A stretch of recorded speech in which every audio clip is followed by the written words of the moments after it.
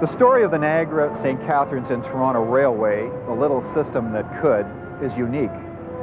It was an intensely developed and closely integrated transportation system. It operated local street railways, bus lines, interurban lines, freight lines, lake steamers, and even an amusement park. It was one of the first electric railways in Canada, and it was also the last interurban line in North America in the true sense. The Niagara-St. Catharines and Toronto Railway is referred to by its fans as the NS&T. It joined the city of Toronto on the north shore of Lake Ontario by steamer and electric railway, with Port Dalhousie and Niagara Falls to the south.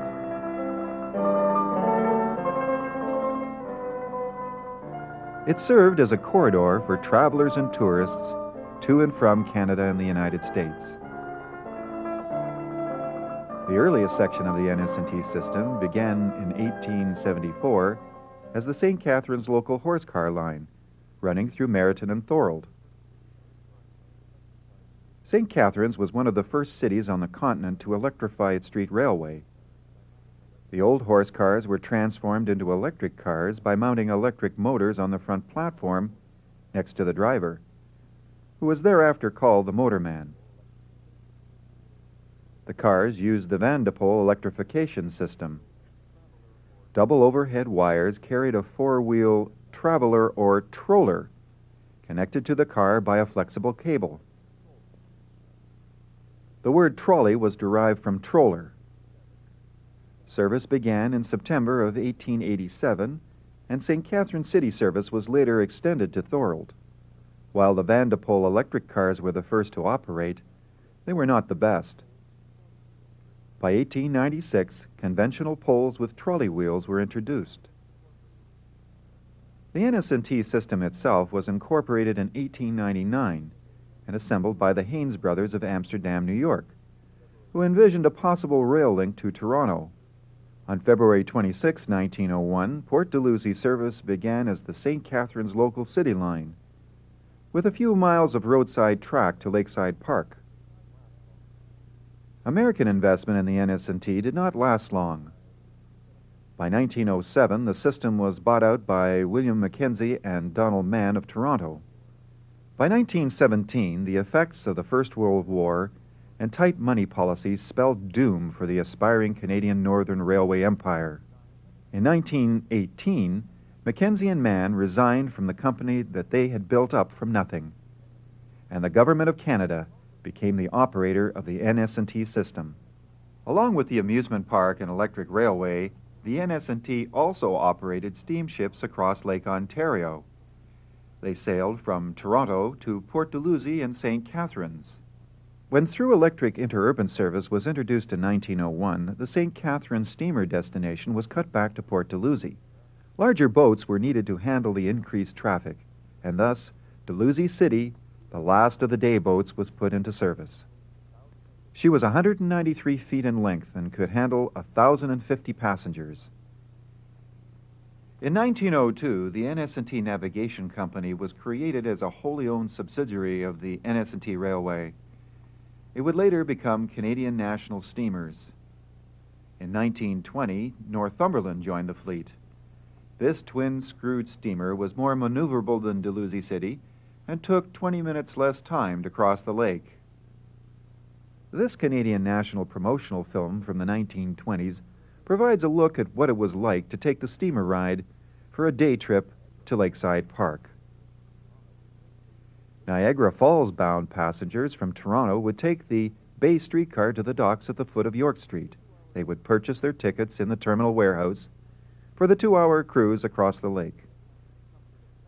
Dalhousie City was designed to greatly enhance the comfort of passengers. She had upholstered leather seats on the promenade deck and was fitted with natural oak throughout. While on board, the passengers could dance to the ship's orchestra, trying out the latest dance steps. It was a simple recreation in a more relaxed era. Below deck, there was a spacious ladies' cabin, which was fitted with wicker chairs and lounges to make the trip pleasant for the gentler sex. Northumberland was built for speed. She had a racy appearance, but was not as comfortable as the Dalhousie City. The two steamers would pass in the middle of the lake. Both would blast their whistles. It was a routine event that drew everyone's attention.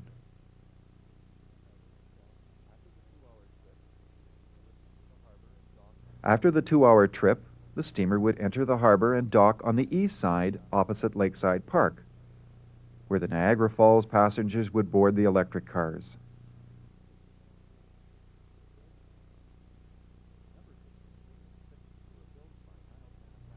Number 63 and 60 were built by Niles Manufacturing of Ohio and were obtained second-hand from the London and Lake Erie Railway.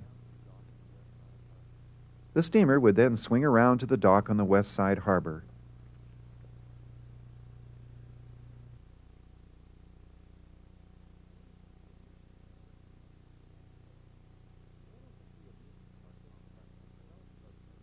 The NS&T amusement park complex was developed about 1902 and became the destination for many social outings until the late 1950s.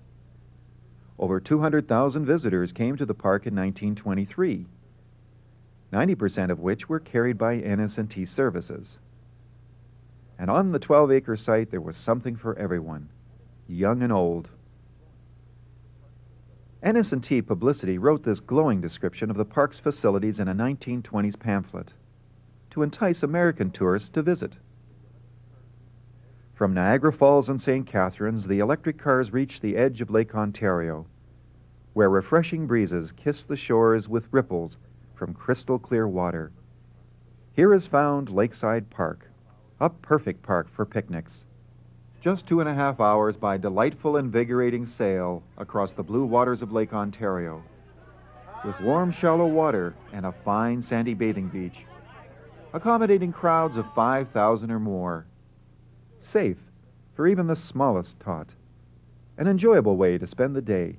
Beautiful trees with their cooling shade edge the safe, inviting beach and provide those private, secluded nooks so necessary to the picnic party. There are 3 large picnic pavilions with tables to accommodate the largest of parties. The bathing beach is recognized as the finest on Lake Ontario. Clear sand underfoot, seemingly without limit, and pure water make it possible for young and old to enjoy a refreshing dip in perfect safety. Lakeside's amusement area is a children's paradise, with plenty of free playground equipment for the kiddies. A clean midway with a number of thrilling amusement devices complete the requirements for a day's enjoyment at beautiful Lakeside Park. So bring the kiddies and the grand folks, and they'll all have a good time. The park also features Lakeside Inn with its spacious verandas overlooking the water's edge, featuring first-class meals in private dining rooms. If it's economy you want, Lakeside's cafeteria can supply special a la carte menus at reasonable costs.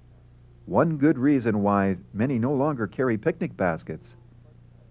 A glorious lake view and cool, pleasant atmosphere is yours while enjoying Lakeside Inn's unexcelled cuisine and service. For organized lodge, office, factory, or Sunday school picnics at nominal prices, the facilities cannot be beat. So plan now. Toronto to Port Dalhousie return fares are $1 for adults, 50 cents for children during weekdays, $1.10 and 55 cents respectively on weekends. The trip to Lakeside Park from St. Catharines along Martindale Road was equally picturesque. The electric cars passed through rich farmland and orchards, described as a journey through the warm, perfumed reaches of a great summerland, close to the heart of nature, where one can see and almost touch the blossoming trees, one of the fairest districts under the sun, the Garden of Canada.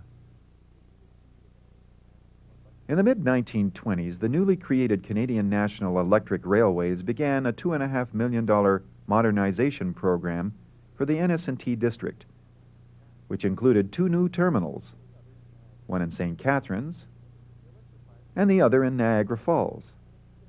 They electrified the Port Dalhousie East Line and extended other routes, as well as obtaining more cars. The most ambitious project was the rebuilding of the St. Catharines city system. It took 4 years to complete, but management unwisely rebuilt it with single track, If the planning had been done 3 years later, buses would have been introduced at less cost than the capital invested in the overhead and track. But the money invested during these years assured the NS&T a long life. The 19-mile trip to Niagara along the Port Dalhousie East Line passed the old Welland Canal Bridge. After a brief stop for train orders in St. Catharines, the trip continued to the falls. The NS&T also had 2 lines which ran between St. Catharines and Thorold. The local, which climbed the Niagara escarpment along city streets of Thorold, was called the Low Line. The main line to Niagara Falls was the former Niagara Central Steam Line, which was electrified in 1901. It became known as the High Line because more than half of the 5.11 miles between the 2 towns was on high fill and trestles above city streets. Both lines met at Thorold Station. It was here where passengers could transfer to Port Colborne on Lake Erie. At Substation Junction, the mainline train continued east to Niagara Falls. Of the numerous pleasure resorts in North America in the 1920s, none received so many visitors annually as the majestic, world-renowned spectacle, Niagara Falls.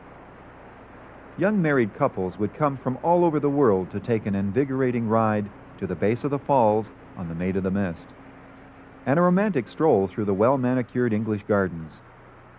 It was not hard to understand why the term honeymoon capital of North America was applied.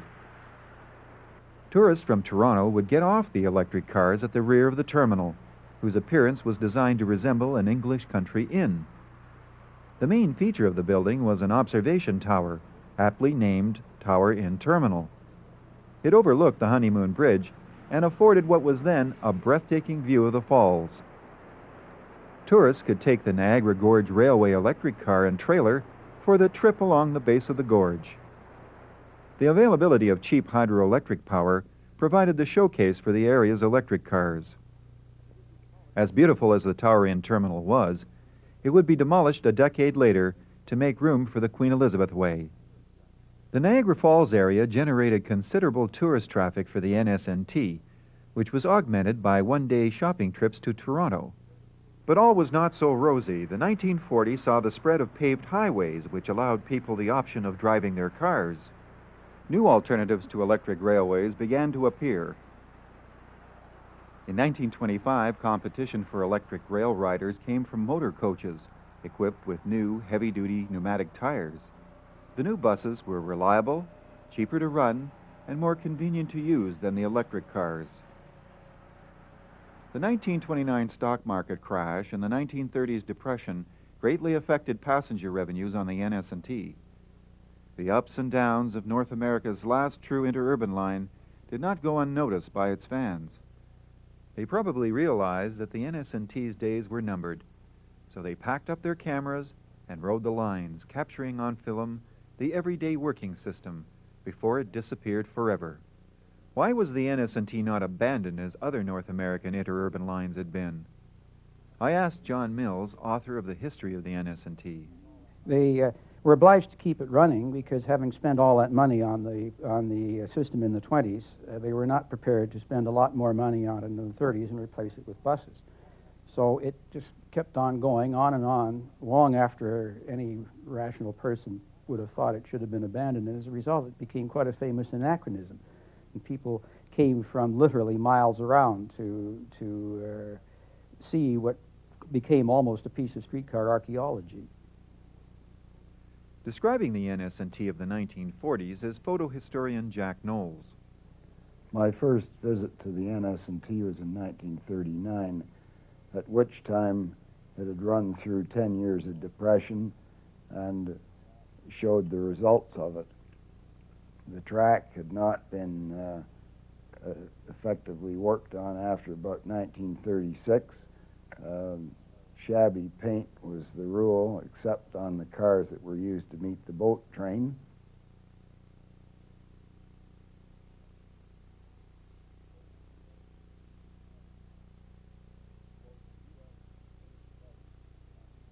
Both the U.S. and Canadian governments, as a matter of official policy, encouraged the return to service of electric rail equipment to replace buses wherever it was still available. And this happened both on the St. Catharines City line and the St. Catharines Niagara Falls interurban.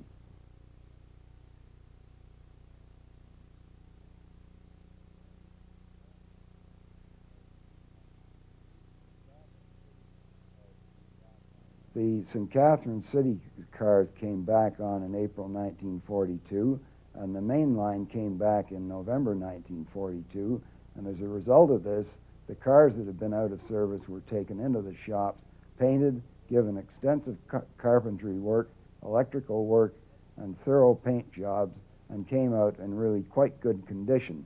So that by the end of World War II, the fleet was much upgraded from what it had been at the beginning of the war.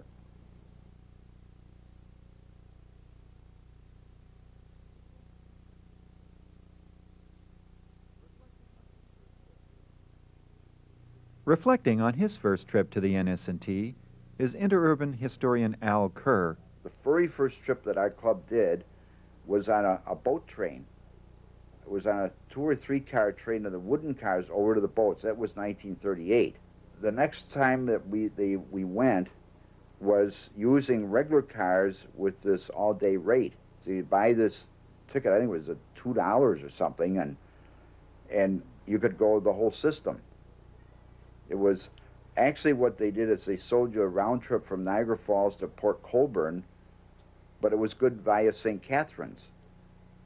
You see, so then all you do, you went over to Port Colborne and back, so you could ride the whole thing.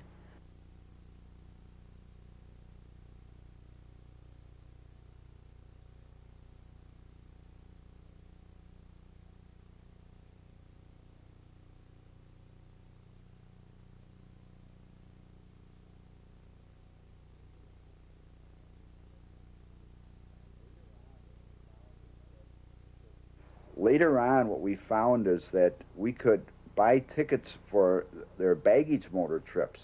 If you wanted to ride the baggage motors, which operated twice a day, now that was usually car 41 or 40. What you could do is go into the ticket office and buy a ticket for the baggage motor, and that started out of the car barns. That went to, in the morning, it went to Meriton, on the Meriton line, and it connected with one of the CN steam passenger trains, and then handled express mail and baggage all the way down the Port Colborne line to Port Colborne.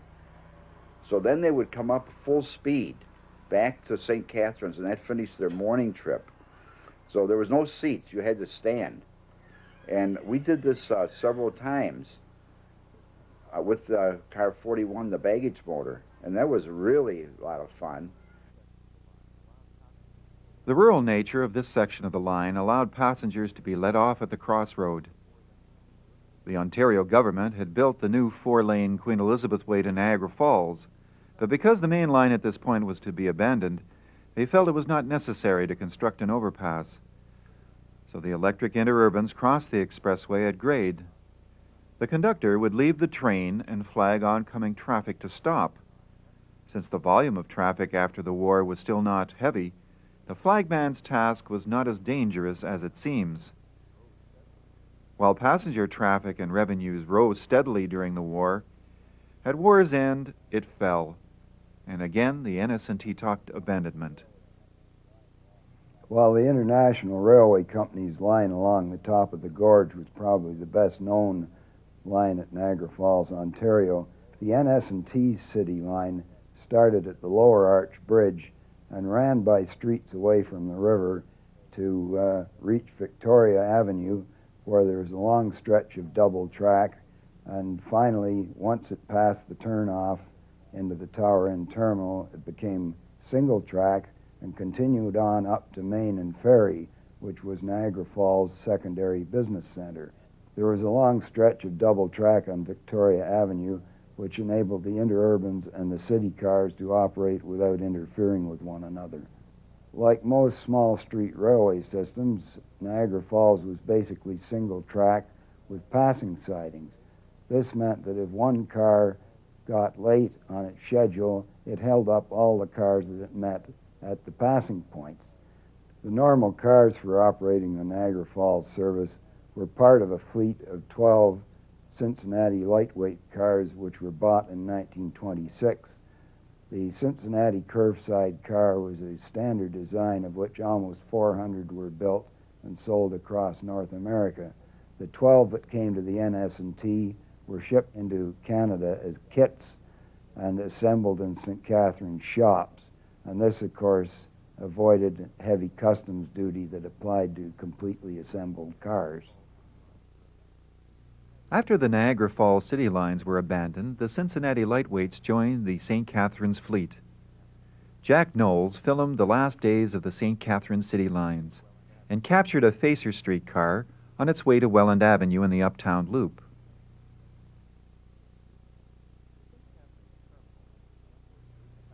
The St. Catharines terminal and a twin coach are in the background as car number 80 turns onto Geneva Street to begin its trip around the Uptown Loop.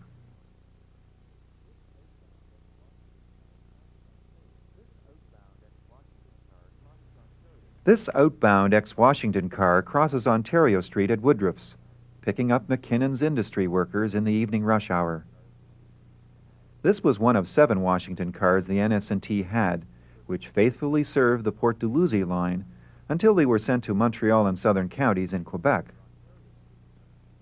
In addition to the regular Ontario Street cars, extras would provide service to other parts of the system. Car 82 is northbound on Ontario and will return back down this track through city streets to Thorold with its load of McKinnon's workers. A couple of Cincinnati lightweight cars follow. Because of the single track operation, the cars had to travel in groups. Watch closely. Since the track was in the middle of the street, automobiles found interesting ways of getting by the trolleys. Disaster struck the NS&T in 1949. I asked the manager of Lakeside Park, Sid Brookson, to explain. Well, things started to deteriorate very, very much so after the war, and that is when the Canadian National Railways decided that they would sell the boat. But the Northumberland burned, so they decided they would sell the Dalhousie City, and I tried to bid in the Dalhousie City, but somebody in Montreal bid it in instead. I got the part. That was in 1950.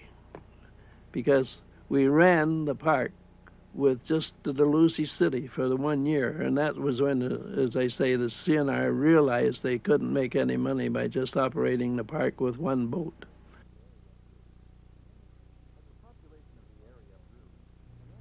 As the population of the area grew, the NS&T purchased a fleet of buses to feed into the electric lines.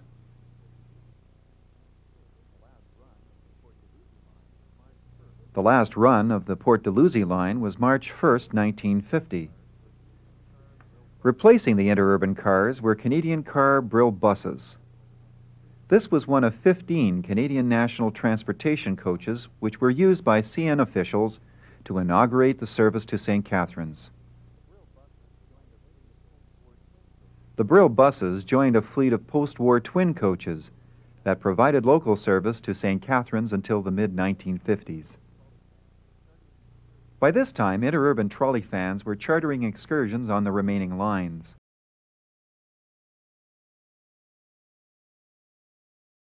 What follows is a compilation of film and fan recollections of the last decade of the little system that could. Now, on riding the regular cars on the Niagara-St. Catharines Toronto, you could cover the whole system in less than a day. If you got on at Niagara Falls, the running time to St. Catharines, this is Niagara Falls, Ontario, the running time to St. Catharines was a little under an hour. At St. Catharines, you could take another car up to Port Dalhousie, which was about 30 minutes one way.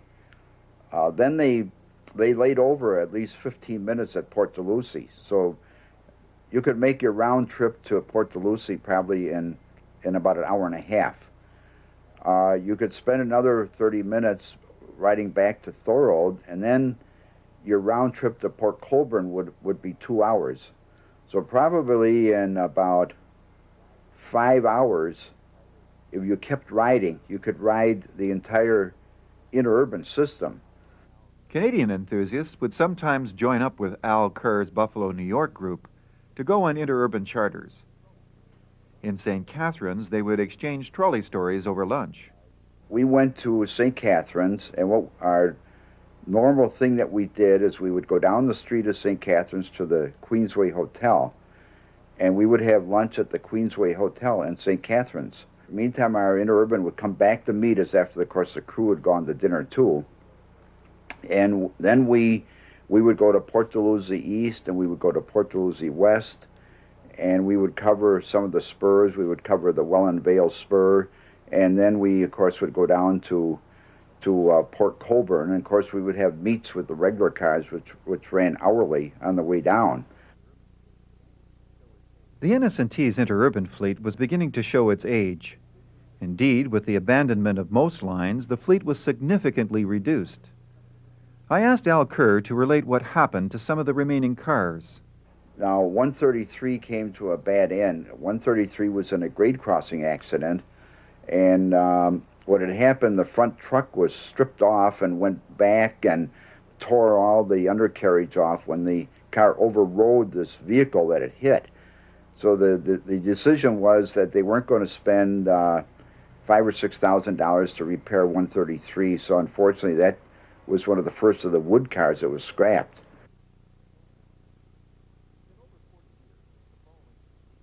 It's been over 40 years since the following two movie scenes were taken. The sequence shows car 130 flying down the Port Colborne line at Electric Park, as filmed by John Mills, with Al Kerr in the foreground, shooting the same scene.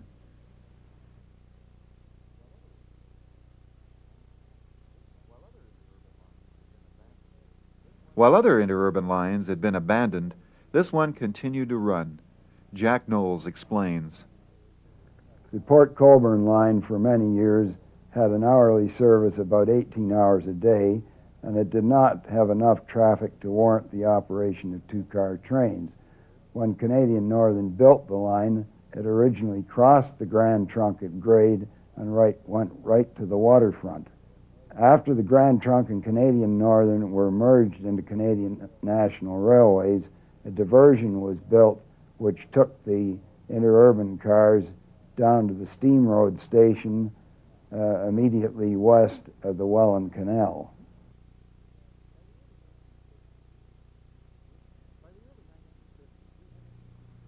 By the early 1950s, NS&T interurban mileage had been drastically reduced, and bus transportation miles had risen. For years, this section of the system was not suitable for bus service. The interurban line still provided the most direct connecting route between Thorold and Port Colborne.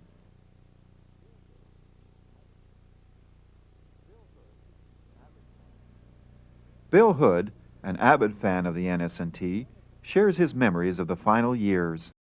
The NS&T was always a very interesting system for the photographer because of its wide variety of equipment and range of operations. It always reminded me of a small Pacific Electric. It had the city streetcars, had suburban lines, interurban lines, express service, and even freight service. My favorite cars on the system were undoubtedly the 130 class wooden main line cars built by Preston, with their classic arch windows and monitor roof. Really a photographer's favorite.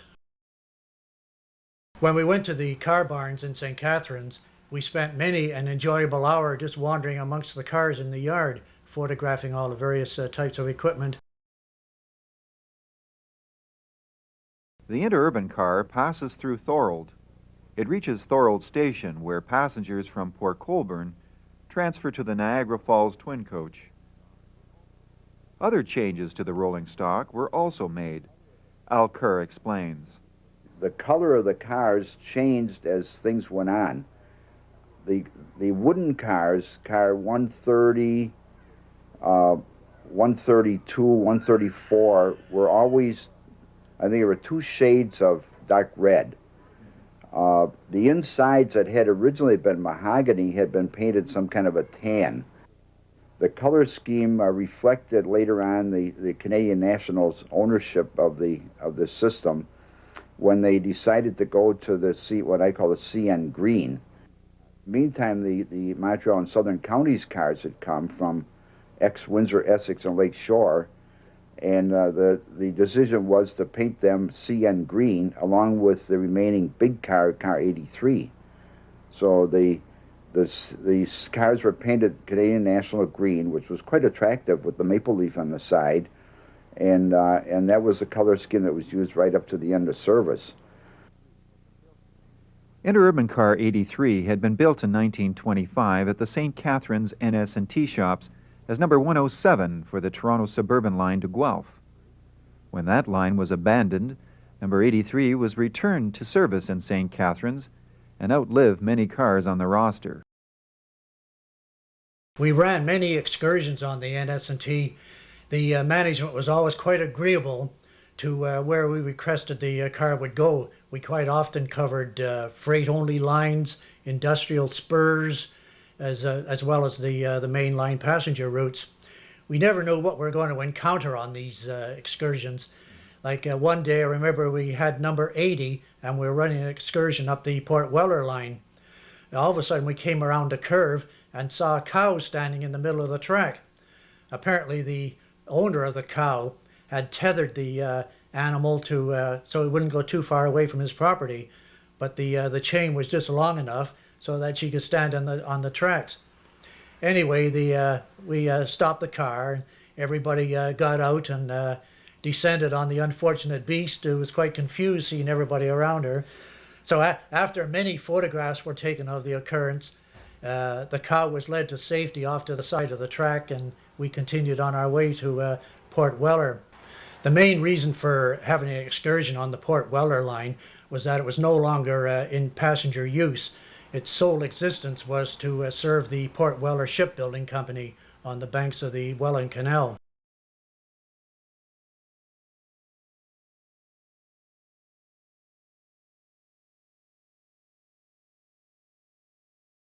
One time I will never forget, we were on an excursion with the car number 83, and we were visiting the Interlake Tissue Company spur in Thorold. On the way back to the main line, we noticed the car was running a little smoother than usual. Investigation revealed that we were off the track. So with a bit of a typical railfan ingenuity and lots of pieces of brick and pieces of wood, we managed to get the car back on the track again and continued on our way.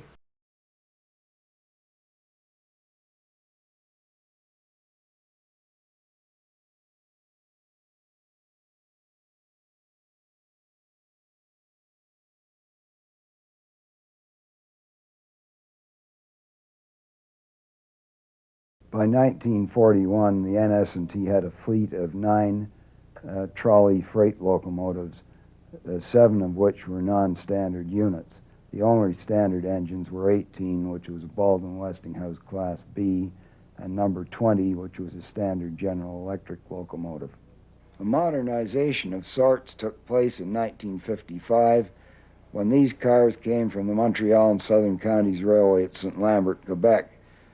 They were built originally for the Windsor, Essex, and Lakeshore Railway in 1930, but that line closed down after 2 years, and the cars saw 7 years in storage before getting 15 years of extensive use on the Montreal and Southern Counties.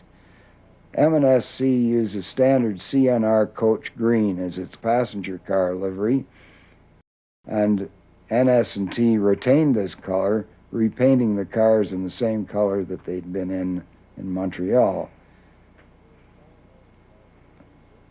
There were 4 motor cars in this group, and NS&T got 3 of them. Number 621 went to the Seashore Trolley Museum in Maine and never appeared at St. Catharines. St. Catharines also got a matching trailer, which was obtained largely as a source of body parts. These cars had the distinction of being the most modern interurban cars to ever run in Canada. The last section of the NS&T to operate in passenger service was the Thorold Port Colborne section, which lasted up until 1959. It was the last true interurban line in North America. That is, a line which depended on passenger service and did not operate in commuter service into a large city. It lasted for so long that it became a magnet for rail fans from all over the eastern part of the continent. And there was rarely a weekend during the summer when there wasn't some sort of a special excursion going on. The highlight of the excursion is what is called the run past. The charter car lets off the photographers at the crossroad, backs down the track, and charges full speed towards the gathering so that they can take action shots. The car then retrieves the group and takes them to the next photo stop. There are always interesting stories to tell after a trolley excursion.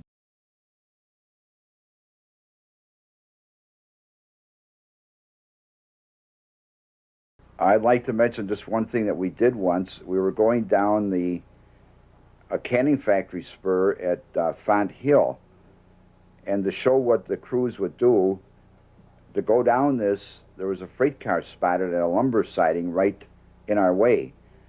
So what we did then, we said, the crew said, oh, don't worry about that, we'll just couple onto that freight car and we'll shove it down the rest of the track, the rest of the siding.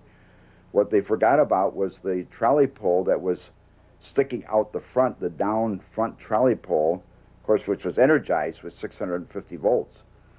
And that rammed into the steel end of this boxcar with a lot of fireworks. There was a lot of roaring going on and fireworks going on, but that didn't upset anybody. The motorman got down and got hold of the trolley rope and pulled that pole over to one side. Of course, in the meantime, the trolley wheel was burnt in half. That had to be replaced later. So that done, we coupled onto this boxcar and started down this weedy mile-long spur, and we kept going until finally the weed juice stopped us. We were spinning on a grade, and they decided to call it quits then, so we reversed and pulled the boxcar back to where it was, and the crew got on the boxcar, set the handbrakes up, and away we went.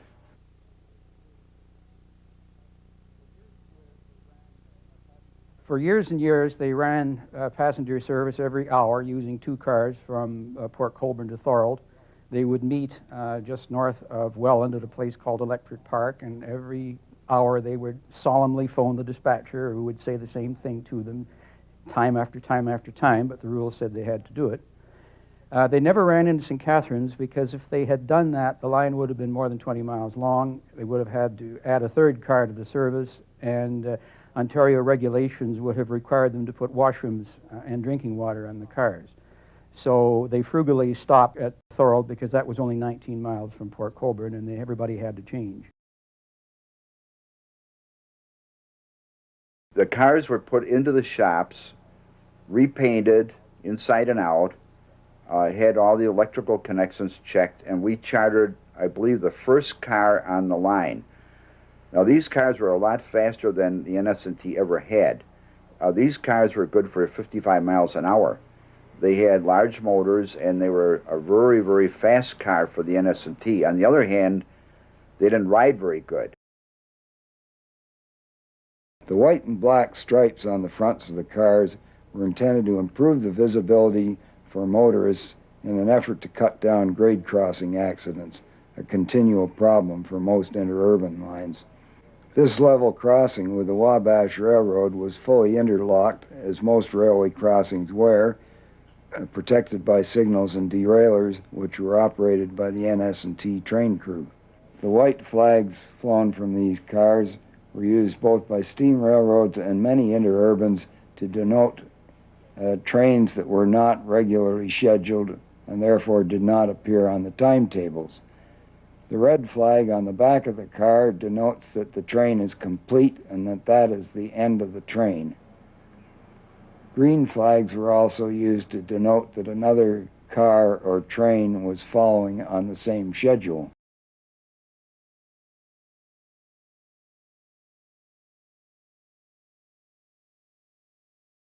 They had a very liberal policy on organizing railfan excursions there. I'm sure at various times they ran those big interurban cars down every single bit of track they had, and in some cases they almost didn't have it. I remember Welland Vale Spur off the Port Dalhousie line, where we got down to water level, and it was so close to water level that you could lean out of the car and you could hear the ties squish, squish, because they were practically laid in the river.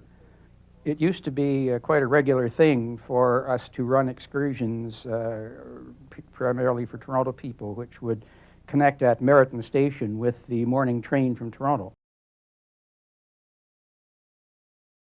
Passenger revenues fell as only 95,000 trips were made in 1957. With losses of $4,000 a month, the CN put to rest any notion of continuing interurban service.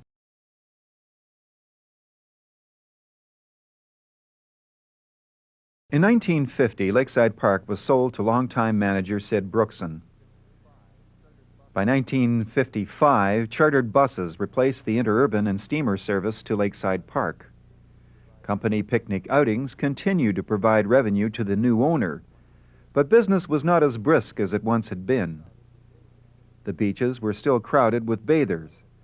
The concessions still provided a carnival-like atmosphere for the same amusement rides that had thrilled people decades earlier. The picnic pavilion still provided shelter for the large gatherings. This was the automotive age. The increased use of the private car gave tourists a greater choice of destinations. Lakeside Park's family atmosphere was now being challenged by modern trends, and once the amusement rides were moved to Toronto, the attraction was gone, and so were the crowds. The loss of tourist traffic and dwindling commuter revenues forced CN management to end interurban service. Trolley fans from all over the world came to ride the little system that could for the last time. Bill Hood recalls the final day. My feelings on this trip were mixed. While it was a typical fan trip we've enjoyed for so many years, it was rather sad that I realized it would be the last trip I'd ever be running on the NS&T. We had deliberately chosen car 83, as it was also the last car as number 107 of the Toronto Suburban Railway. It was a bleak, cold, miserable winter day, and it seemed to set the atmosphere for the entire trip. In 1959, I went over to Thorold to ride the last round trip to Port Colborne. The car was packed. It was packed to suffocation. It was car 83. And they had standees all through the car. And of course, I knew the crew. The motorman's name was Ron, that we knew from our charters. So what he asked me to do was to take his cash register and fare register machine, and we carried it through the car while he collected fares from everybody. It was the only way he could do, because he couldn't get through the car, and he couldn't get everybody up to the front to get their fares taken. So despite the fact that it was the last round trip, everybody paid their fare. Of course, we had a fare receipt as a souvenir. But anyway, I carried this heavy cash register, if you want to call it, or fare register machine through the car while Ron took the fares from everybody.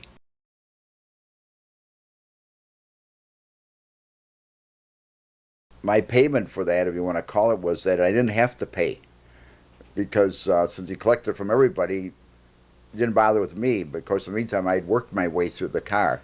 But that was the very, very last trip between Thorold and Port Colborne. On the way back, the car was taken into St. Catharines and put away one last time in the car barn.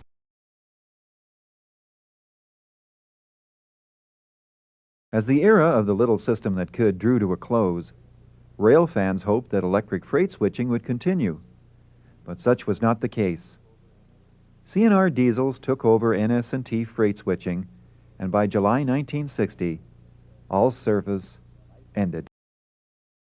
My feeling is that the Niagara, St. Catharines, and Toronto Railway is a system that really tried hard to operate and really tried to perform a service.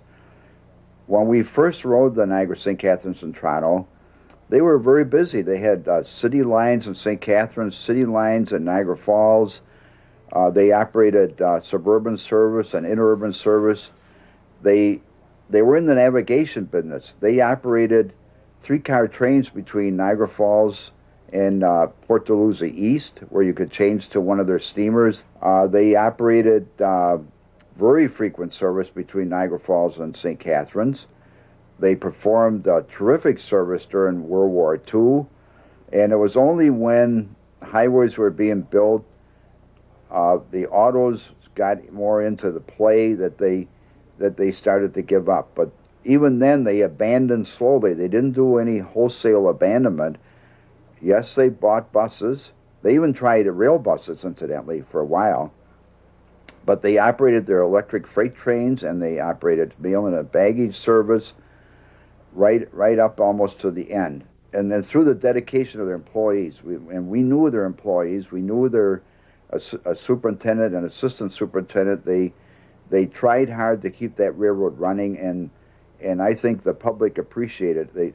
They never let any of the equipment get really dirty until just before the end. In the 50s, they were still doing complete rebuilding of cars, taking the windows out and repainting and bringing those cars out of the shops like they're brand new, even in the 50s.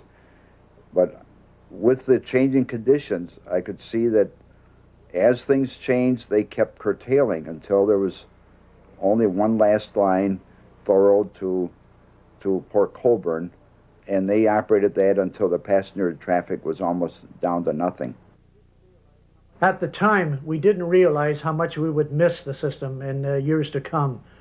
Riding the cars, meeting the people, taking in the surroundings. Over the years, it provided much enjoyment from a rail fan's point of view. And looking back, we really miss it. This excursion was like all the others. It went down various odd bits of track and so forth, and it eventually ended up just about sunset at the car house in St. Catharines. And I remember the motorman on the car, who was a veteran of any number of similar excursions. And he stood there watching the closed door that the car had gone into. And he stood there for just quite a few minutes, and then he shrugged his shoulders, and he says, "Well, that's that," and walked away. That was the end of it.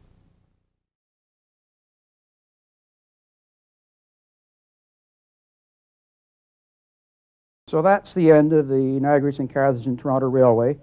Not a great operation, perhaps, but it did its job. Rain and shine, war and peace. The people who worked for it were dedicated people. It was an odd operation at the end, and the people who worked for it did so because they enjoyed it. It was a matter of pride for them, and it showed.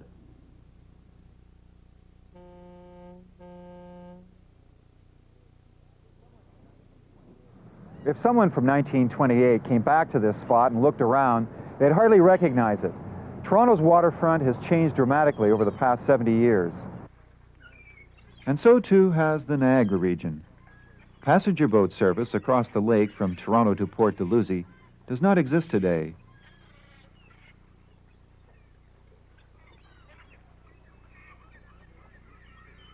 The steamers Dalhousie City and Northumberland are long gone.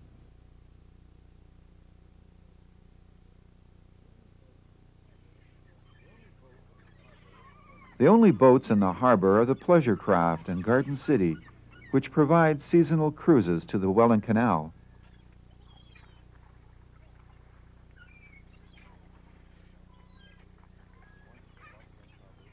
The once bustling harbor with its freight trade is also gone.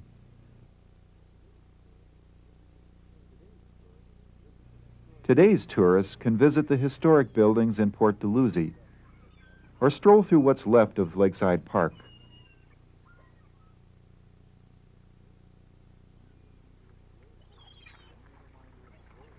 The only reminder of the glory days at the park's picnic grounds is the carousel ride, which still costs 5 cents, just like it had in the 1920s.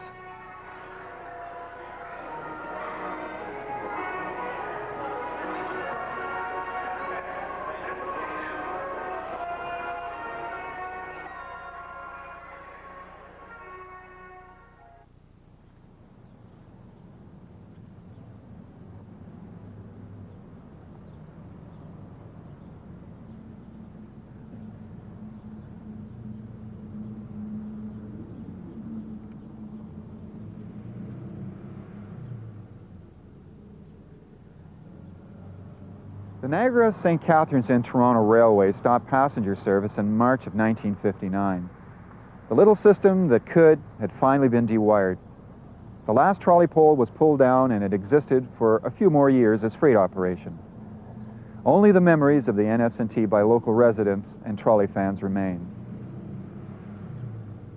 Louisa Street track in St. Catharines still remains in service today, but in place of the quiet electric cars, CN diesels rumble down the tracks.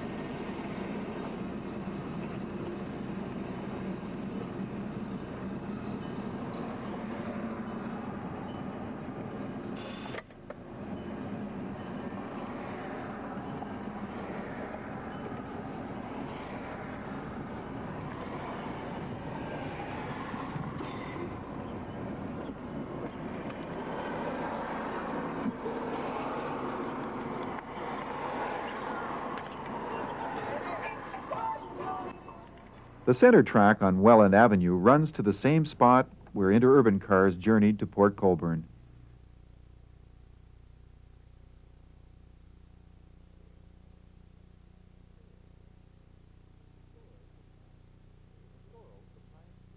In Thorold, the Pine Street spur still exists today.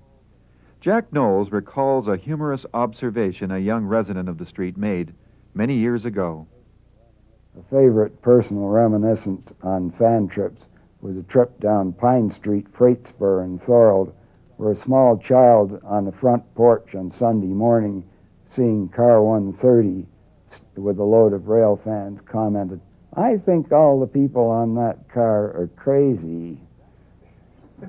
That young child would be in his 40s by now. A former resident of Pine Street, Andy Pankow, co-authored a book called The NS&T in Pictures, which was featured earlier in the video.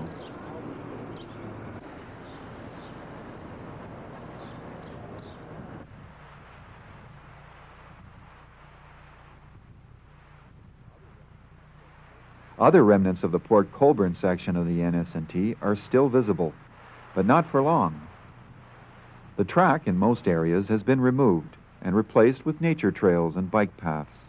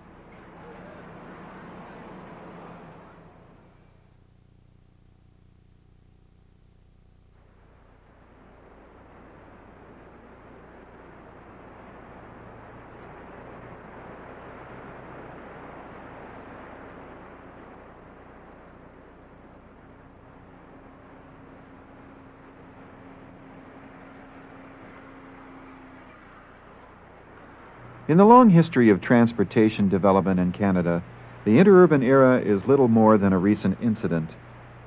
In business terms, the electric interurbans must be considered a notable failure. And even in terms of a public utility, their span was exceedingly brief.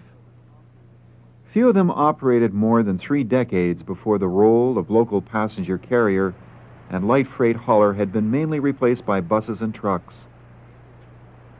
Yet there was a time when they seemed to hold unlimited promise for the future. The Niagara-St. Catharines and Toronto Railway lasted years longer than it should have, because management would not give it up. It worked, it ran, it lasted. The little system that could, did. To many, the Niagara-St. Catharines and Toronto Railway remains as one of the more pleasant memories of an unhurried, less sophisticated past.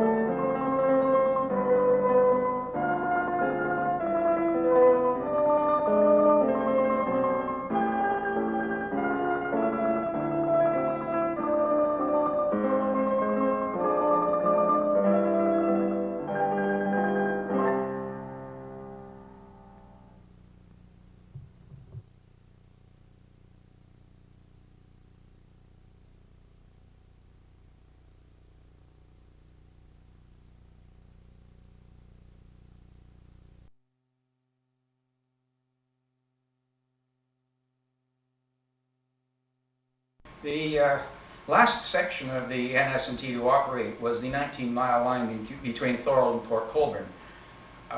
This was a total phenomenon because it was the last typical interurban line. In other words, it was the last line in North America which did not serve as a commuter line into a major city. It was the last line which did what most interurbans did up until 30 years ago.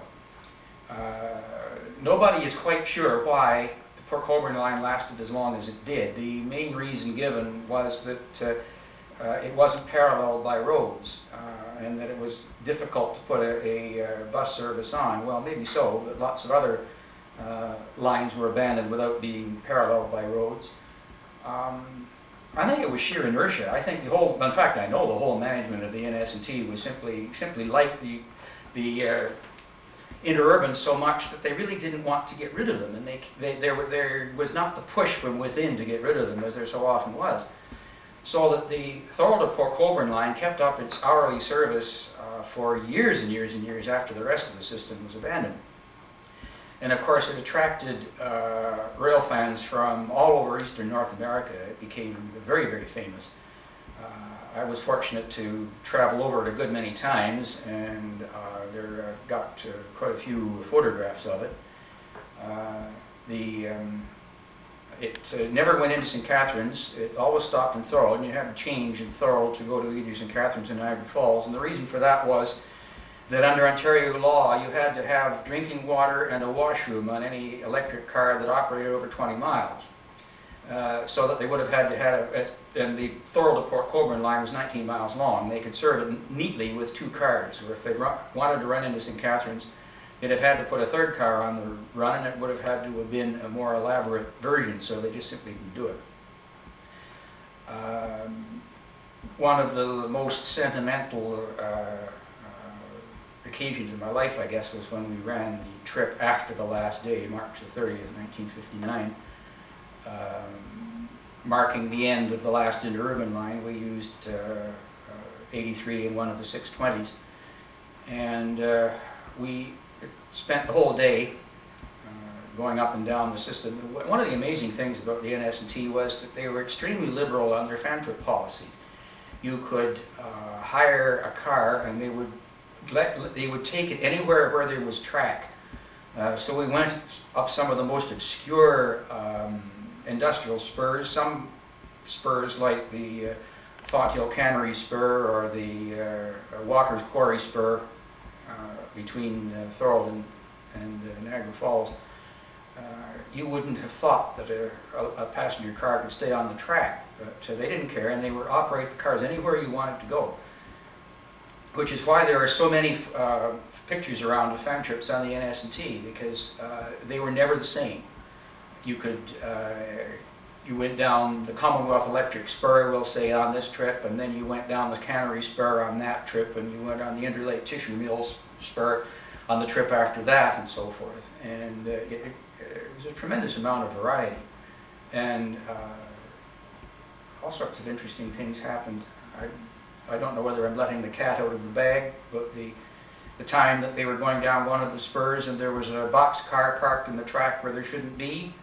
So being as how the car had all the NS&T, the 80s had railroad couplers on them, so they thought, well, they just couple up to the box car and push it down to the end of the track.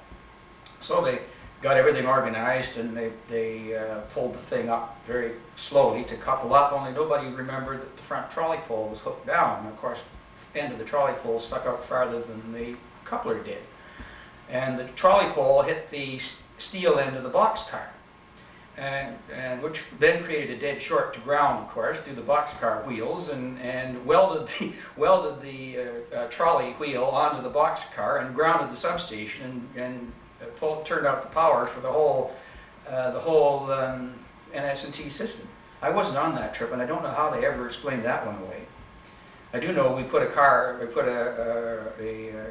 on the ground. We derailed it going up one of those trips. The way we could tell that we were on the ground was the car got much smoother and quieter all of a sudden, because of course instead of running on the steel rail, it was running on its flanges up the asphalt.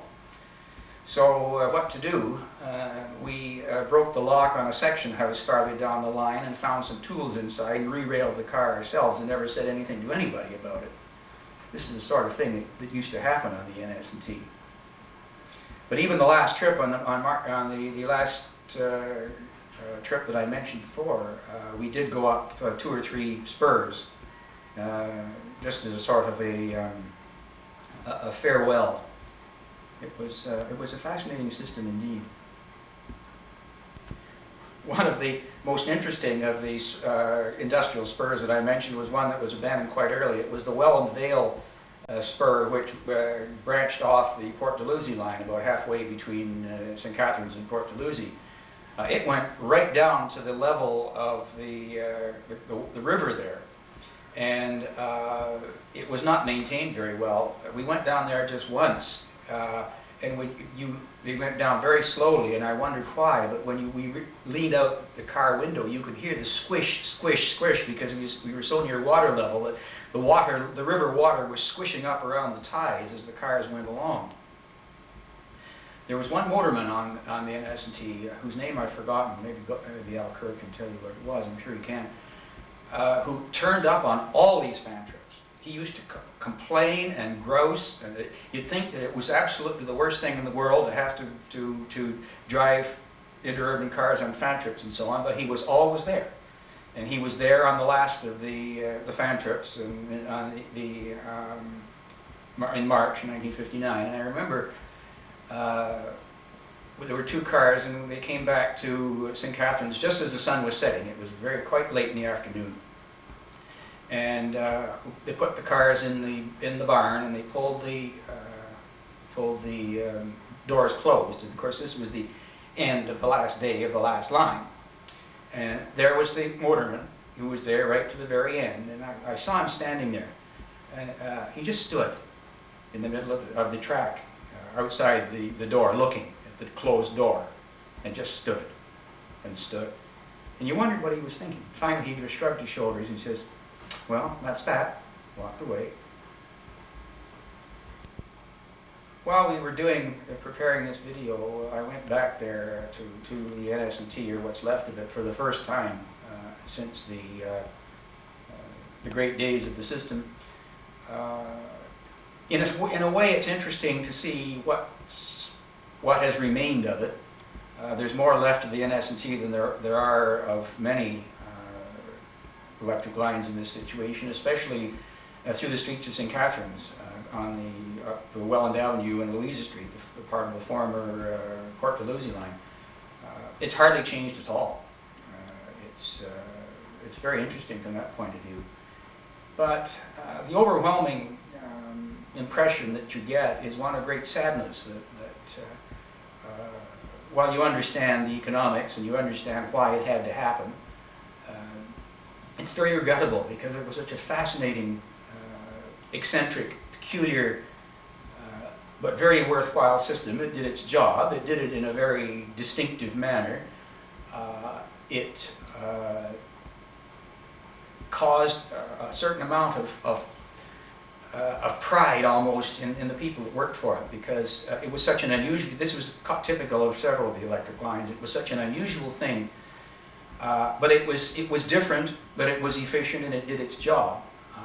And they collected, these outfits all had a very interesting lot of people working for them. There are people who were working in that sort of thing because they enjoyed it. It wasn't just a job.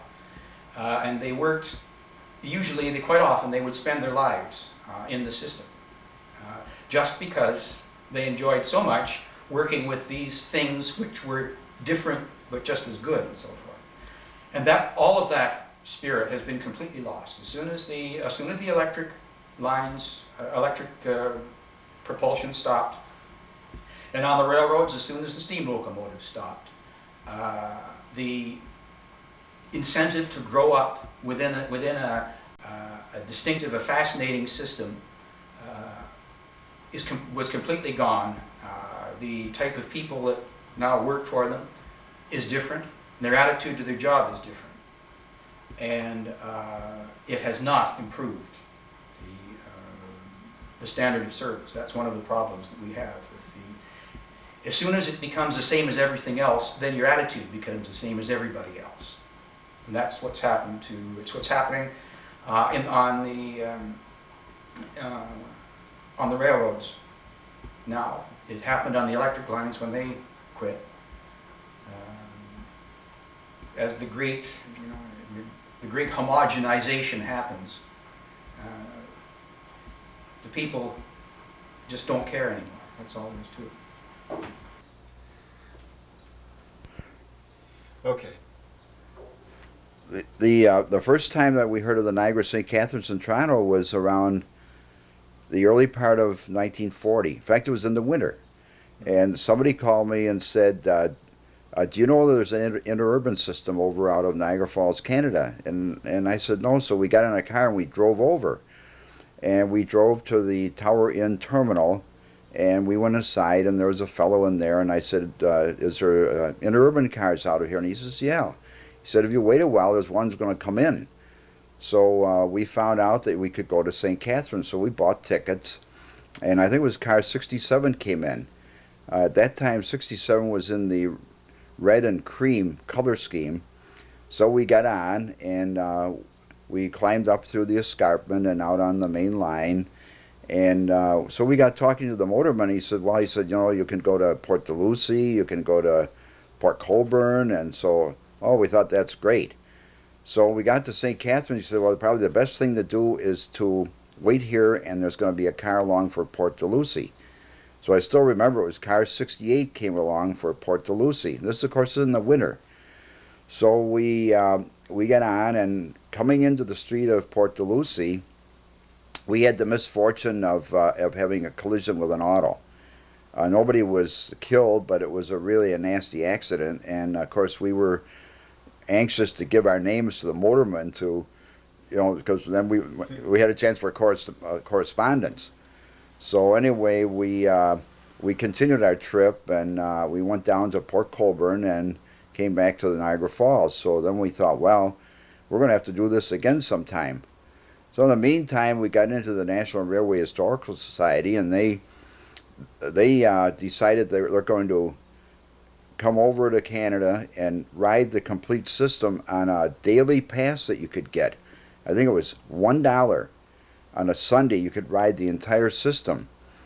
And we did that, and we rode all the lines again and visited the car barn, which was just terrific. And at that time at the car barns was a lot of cars that had come in from the Toronto suburban system and were sitting waiting for repairs. And at that time we thought they're never going to run again. Of course, one of the cars, I think it was 107, became car 83, was rebuilt and put into service during World War II. Another car was from the Cleveland and Eastern. That became car 80, and which was a very good car. And of course, and then in the meantime, there was cars in the 100 series, and they were to see service later. They were just sitting out of service, and later on, they went back into service on Victoria Lawn and Facer Street. But anyway, we looked all over all this great museum of equipment on that time. On this particular trip, I think we had car 67. We were to come back on the main line to Niagara Falls, and this is around by this time this must have been 1941 or 2, and we had to connect with a train between Niagara Falls and Buffalo, one of the steam passenger trains in the New York Central. So we had told our motorman that we were in a hurry. So coming into Niagara Falls, Canada, probably running at least 60 miles an hour, we went over a diamond of a Canadian National Crossing, and the trolley pole jumped the wire and ripped down the overhead. So the crew just put the brakes on, nonchalantly got out with a bunch of wooden C-clamps and picked up this live trolley wire and got it out of the way and put the pole back on the wire. Of course, in the meantime, the pole was all bent, but we got it back on, and they went in and right at the city line of Niagara Falls, they called the dispatcher and told them what happened, but they handled this thing like it was a regular occurrence, and no excitement, nobody got upset, and so we bid goodbye on that trip. And later on, we were to charter many cars on the Niagara, St. Catharines, and Toronto. Later on, what we found is that we could buy tickets for their baggage motor trips. If you wanted to ride the baggage motors, which operated twice a day, now that was usually car 41 or 40. And in the meantime, we found out that the assistant superintendent, Mr. E.V. Snell, liked us a lot. He was very cooperative. What you could do is go into the ticket office and buy a ticket for the baggage motor. And that started out of the car barns. That went to, in the morning, it went to Meriton, on the Meriton line, and it connected with one of the CN steam passenger trains. Then it went back up to this, I think it was called Garden City Junction, back on the main line, and then handled express mail and baggage all the way down the Port Colborne line to Port Colborne. So then they would come up full speed back to St. Catharines, and that finished their morning trip. So there was no seats, you had to stand. And we did this several times with car 41, the baggage motor, and that was really a lot of fun. Of course, the crew was busy with their work, and we could take pictures. Later on, we were to charter 3-car trains through the National Railway Historical Society. We chartered 3-car trains right up until they stopped running in mobile unit. Now the color of the cars changed as things went on. The wooden cars, car 130, 132, 134, were always, I think there were 2 shades of dark red. The insides that had originally been mahogany had been painted some kind of a tan.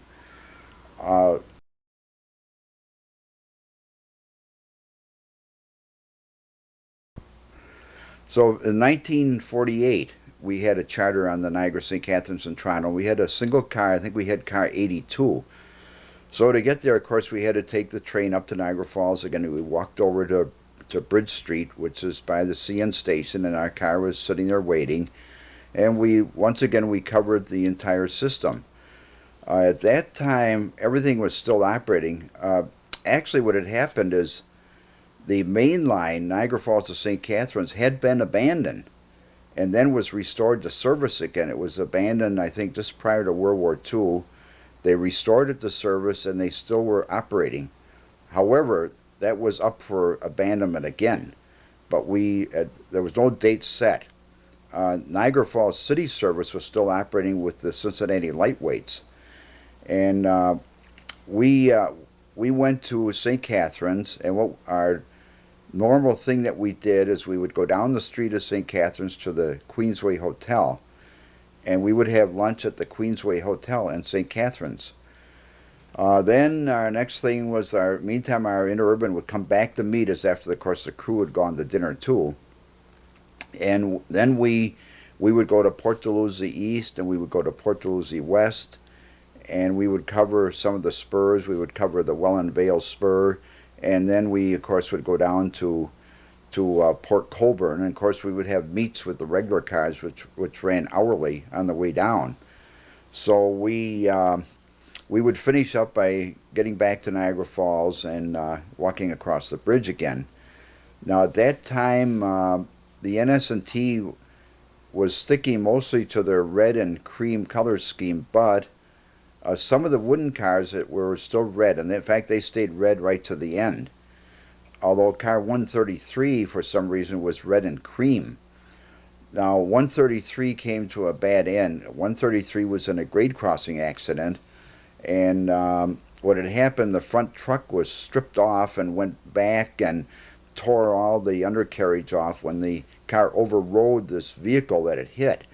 So the decision was that they weren't going to spend $5,000 or $6,000 to repair 133. So unfortunately, that was one of the first of the wood cars that was scrapped, which is a shame that it wasn't kept. I might mention that I was instrumental in the saving of car 130. Car 130 was in the process of being dismantled, and we got it stopped. That car was loaded on a flat car and was sent to the original Rail City down north of Syracuse, New York. More recently, that car sat at Rail City all these years, and just last year, the car, of course, in the meantime, was in terrible shape because this Rail City Museum is out of service. The Seashore Museum from Maine came over, jacked 130 up, and took its trucks. They wanted the motors and the trucks. So I believe about now that the body of 130 probably has been destroyed, but the trucks of 130, NS&T 130, are the last memento of that interurban system, and they're going to be forever, I hope, up at the museum at Kennebunkport, Maine, which I thought was quite interesting. That car has been saved all this while. But at any rate, eventually the NS&T decided to start changing their color schemes, and I think it was the influence of Canadian National Railways. Speaking of that, the Niagara, St. Catharines, and Toronto Railway Company stayed in existence only because there was one last stockholder, and I believe in either Grimsby or somewhere up there, that wouldn't sell their stock. So the corporate entity stayed on for years until that stock was finally placed on the market, and around, I think about 10 years after the abandonment of passenger service, the company went out of existence corporate-wise when the stock was placed on the market, and Canadian National bought it up, and that was the end of the corporate entity of NS&T, which is kind of interesting to hear. But at any rate, the color scheme reflected later on the Canadian National's ownership of this system when they decided to go to what I call the CN Green, which was quite attractive. In the meantime, car 82, which we like to use a lot, was to be requisitioned by the Montreal and Southern counties they wanted car 82 over on the Montreal and Southern counties. The NS&T wanted to keep car 82, so they immediately decided to convert it to a baggage motor, replacing car 40, which was in bad shape. So that left, in the meantime, the Montreal and Southern counties cars had come from Windsor, Essex, and Lake Shore, and the decision was to paint them CN green along with the remaining big car 83. So these cars were painted Canadian National green, which was quite attractive with the maple leaf on the side, and that was the color scheme that was used right up to the end of service. Okay, I'd like to get into a little bit about the acquisition of the 620 series cars. We had gone over there one time, and the motorman said they're not going to abandon interurban service. He said they are going to buy some cars. He said, I've got the word from the superintendent they are going to buy some cars. So later we looked into it, and yes, they were going to acquire the Montreal and Southern counties cars, which became the 620 series. So those cars were brought in. We went over to look at them the minute they came in, and of course they needed a lot of work. The cars were put into the shops, repainted inside and out, had all the electrical connections checked, and we chartered, I believe, the first car on the line. Now these cars were a lot faster than the NS&T ever had.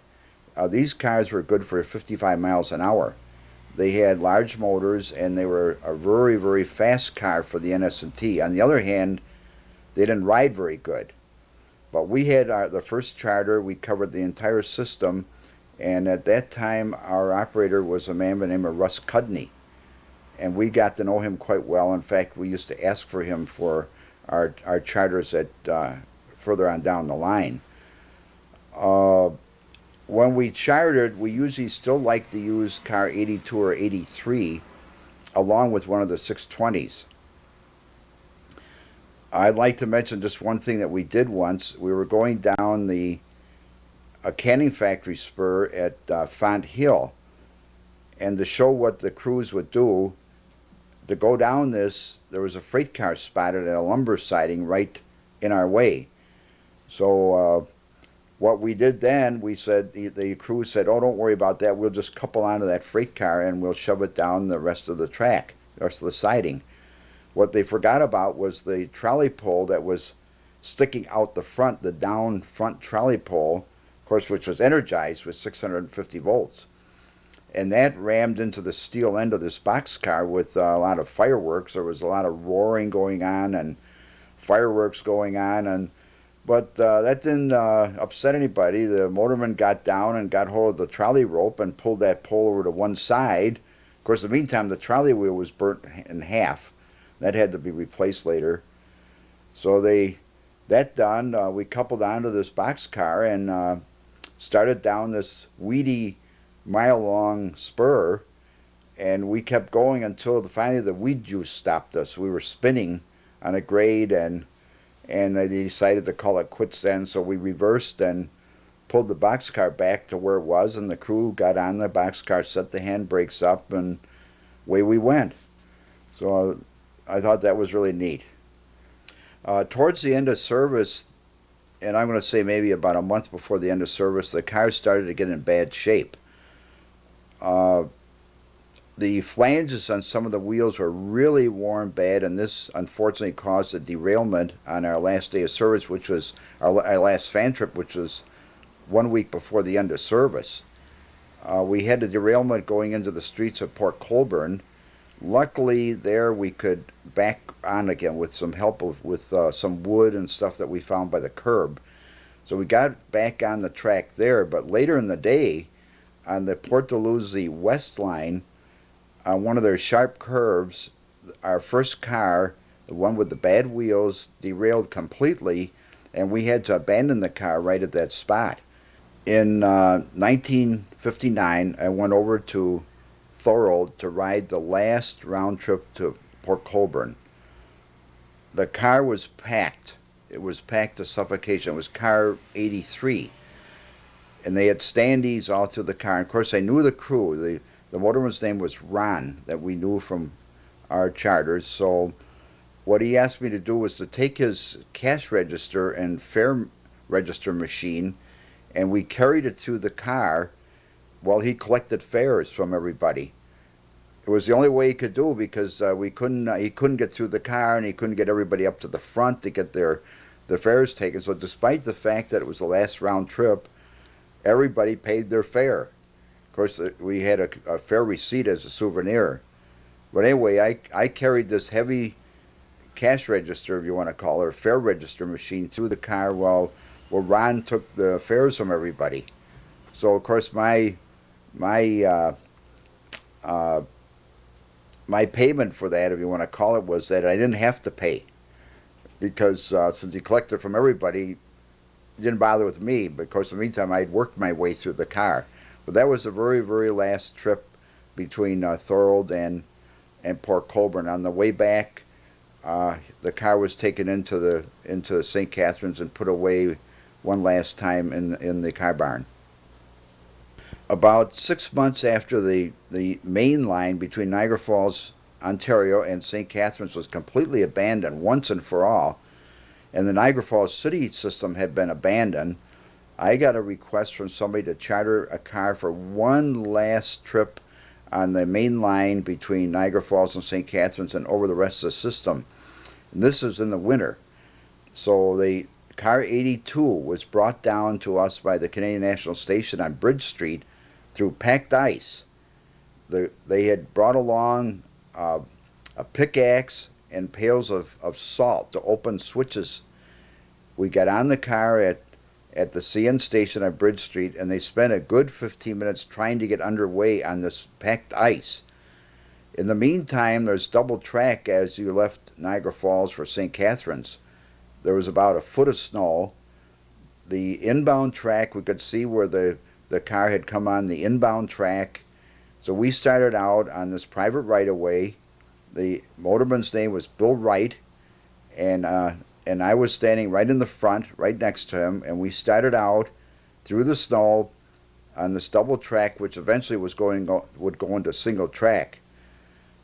Up ahead, we could see a drop-off in the snow. In the meantime, we had increased our speed to about 35 miles an hour.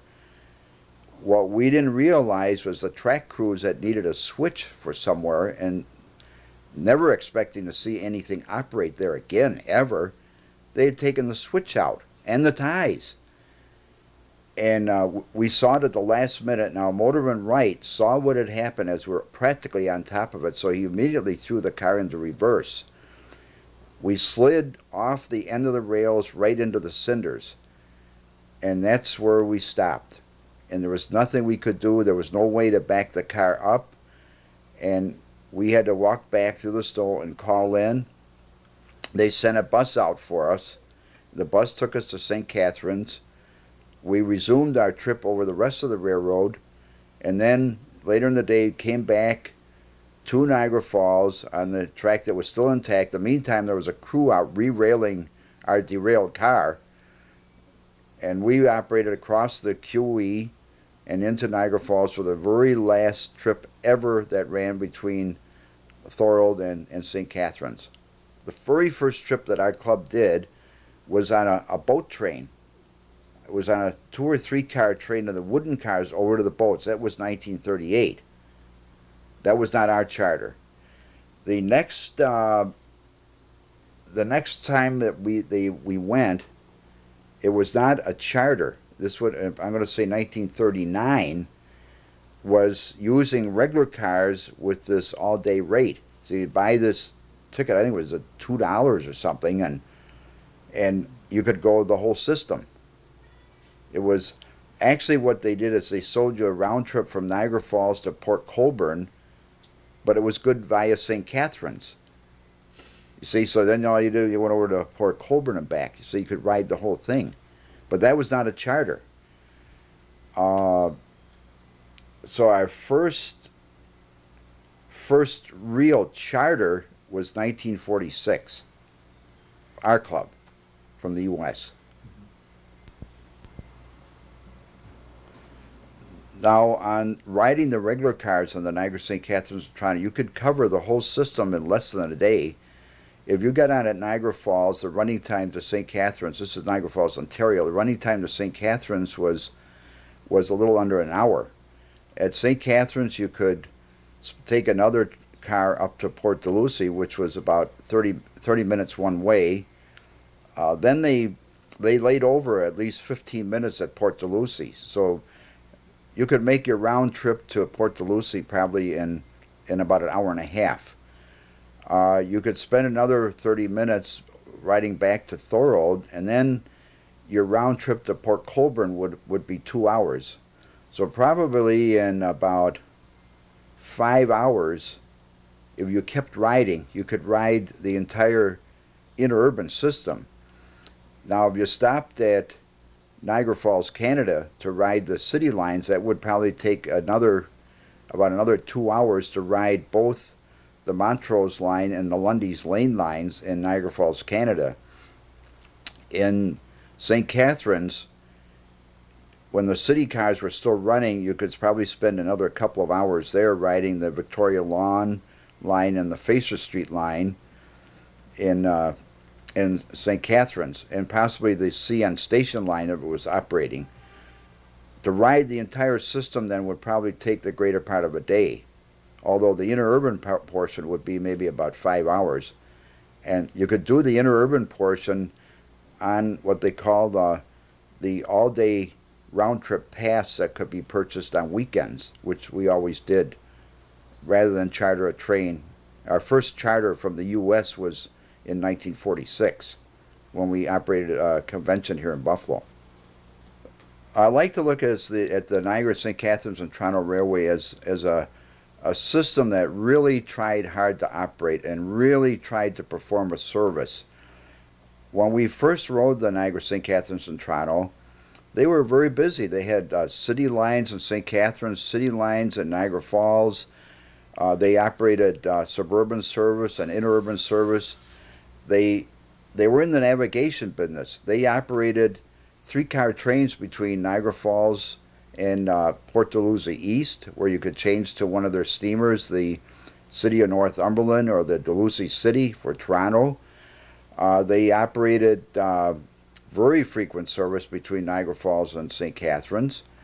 They performed terrific service during World War II, and it was only when highways were being built, the autos got more into the play that they started to give up. But even then, they abandoned slowly. They didn't do any wholesale abandonment.